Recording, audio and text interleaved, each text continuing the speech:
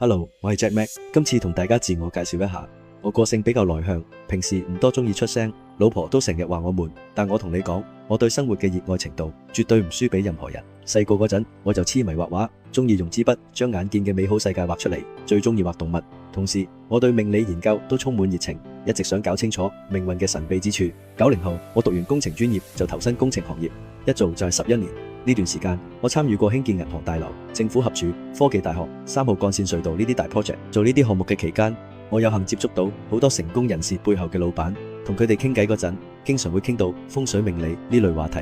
搞到我對呢個領域嘅探索欲爆晒棚。其實我細妹都係呢方面嘅專業人士，早喺30年前，我就同各路大師一齊深入鑽研學習。做完3號幹線隧道個 project 之後，我決定自己創業，分別闖入保險理財、美容醫療、找換店服務呢啲行業，可以喺咁多領域同時經營。除咗靠身邊貴人一路幫助同支持，仲多得我對命理嘅鑽研同運用。我好清楚人生有起有落好正常，再加埋我個性唔夠主動，好蝕底，所以我好希望借助命理學幫自己嘅生活順順利利。我覺得唔理係流傳咗幾千年嘅八字紫微風水五行，定係西方嘅 numerology 星座，本質都係研究8大行星對地球磁場嘅影響。但係而家生活質素比以前優勝好多，我一直覺得應該將呢啲古代高人嘅知識靈活運用，喺現代生活上邊優化人生。話你知，中學會考嗰陣 A-Maths 個科都拎咗 A， 唔知算唔算有關係呢？其實我想講，我對數字非常敏感，睇到身份證號碼、車牌、門牌、家居電話號碼等，都會用玄學角度去研究下。直到1980幾年大哥大電話出現，當時唔係每個人都買得起，